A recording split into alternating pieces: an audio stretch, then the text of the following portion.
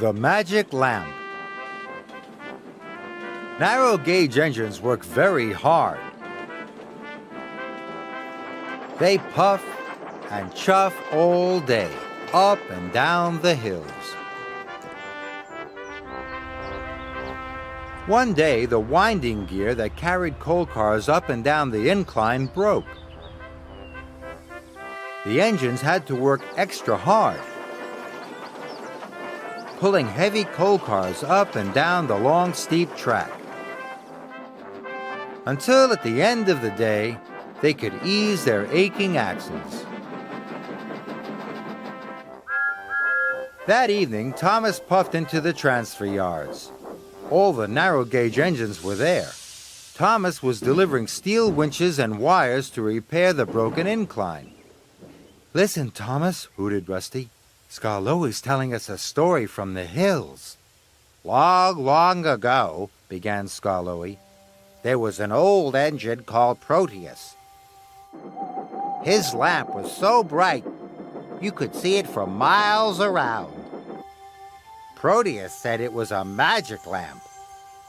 He promised that if any engine ever found the lamp, their wishes would come true."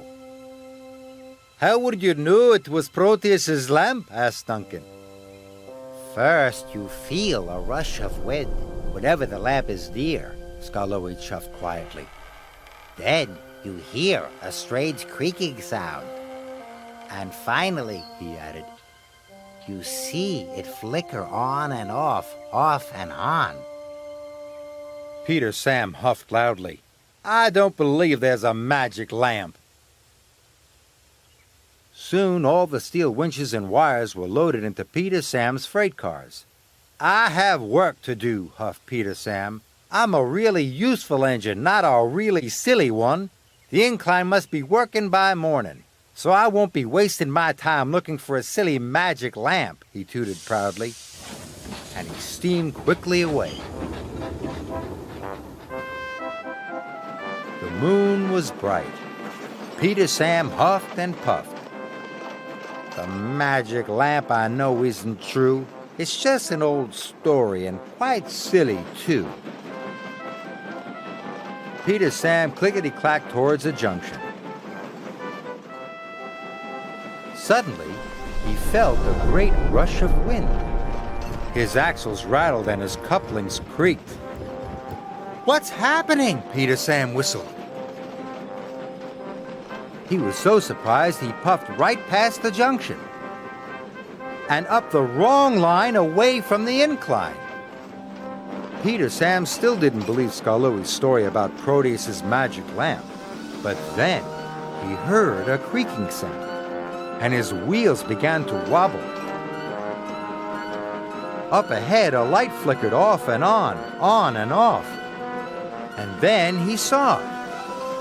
It was just the fogman's lantern. It creaked and croaked as it swung outside his cabin. Peter Sam felt better. He chuffed past. Peter Sam was now even further from the incline. "The magic lamp I know isn't true. It's just an old story, and quite silly, too," he huffed quietly to himself. Then, suddenly, there was another rush of wind. Then, a creaking sound. And finally, a flickering light. On and off and on. The wind, the creaking sound, and the flickering light. Could it be Proteus's lamp, thought Peter Sam? Then he saw it. It wasn't Proteus's lamp. It was the light from a campfire at the children's campground. And it was the trees that were creaking in the wind. "I knew that all along," sighed Peter Sam, but now he chuffed on even more slowly. Peter Sam was at the bottom of a steep hill, and now he was completely lost. He didn't know what to do. "I wish I could find the incline, and I wish I could be safe at home in the sheds with the other engines. And I wish," Peter Sam puffed quietly, "I wish I could find Proteus's lamp. Perhaps then my wishes would come true."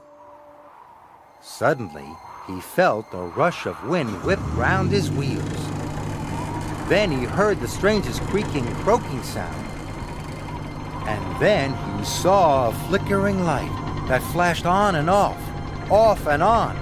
It came from the top of the hill. Peter Sam gasped. It must be Proteus's magic lamp. He knew he had to go up the hill and find it. The wind whirred and stirred. The sound became a whooshing and a wheeshing, and the light flickered brighter and brighter. Peter Sam puffed to the top of the hill. And there was Harold the helicopter. His blades made a wind that whirred and stirred. The sound whooshed and wheeshed as the blades spun around. And Harold's bright light flickered on and off and on. Peter Sam was very surprised. "Harold!" he gasped. "Hello!" hummed Harold. "I was dropping off some packages for the hill farms. What are you doing?"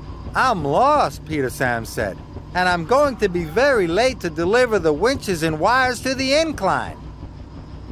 "No problem, old buddy. I'll show you the way."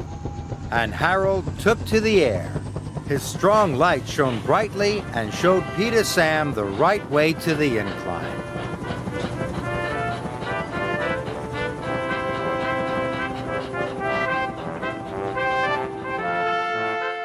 Later, on his way home, Peter Sam couldn't stop thinking about what had happened. "Maybe," puffed Peter Sam quietly, "you don't have to see the magic lamp for your wishes to come true. Maybe it's enough just to believe in it."